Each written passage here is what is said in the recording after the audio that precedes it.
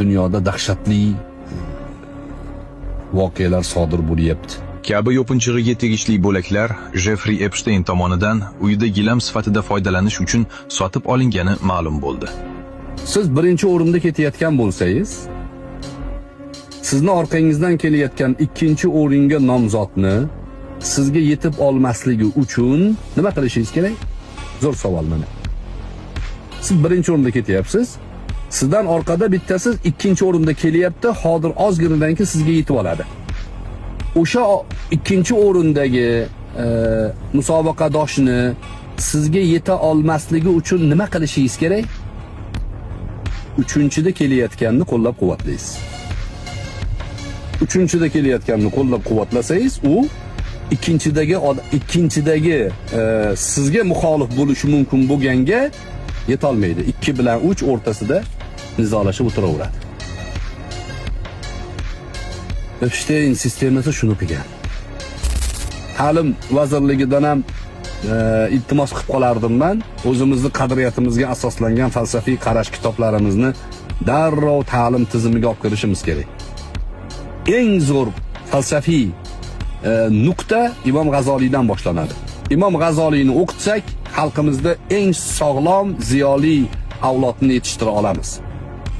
Sigmund Freudni o'qigan, Nietzscheni o'qigan, o'ziga o'zi muxolif bo'ladigan millatga aylanadi.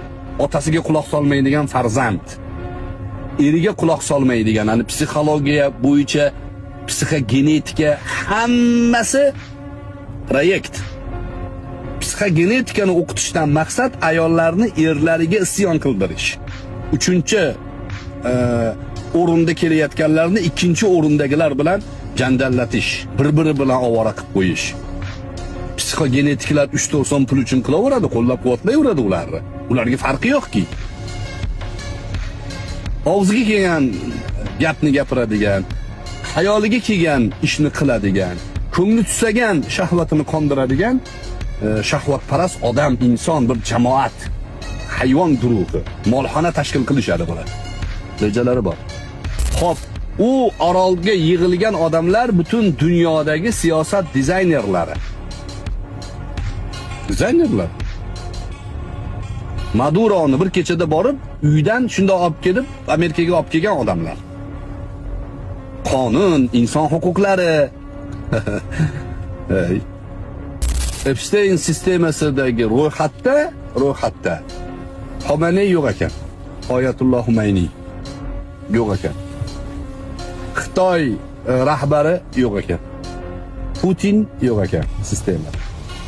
Putin ham bir qancha muddat oldin aytgan ekan bular haqida. Do'stlar, ular nimaga butun dunyoda shunaqangi shabaka, set, o'rgimchak to'ri singari egallashga harakat qilgan? O'zini birinchi o'rinda turishini ta'minlash uchun. Ko'proq birinchi o'rinni boy bermaslik uchun qilishgan bular. U qanday qilinadi? Islom dunyosi eng katta muxolif bular uchun. Ya'ni butun insoniyatni qutqarishi mumkin bo'lgan g'oya islom. Butun insoniyatni qutqaradi bu g'oya.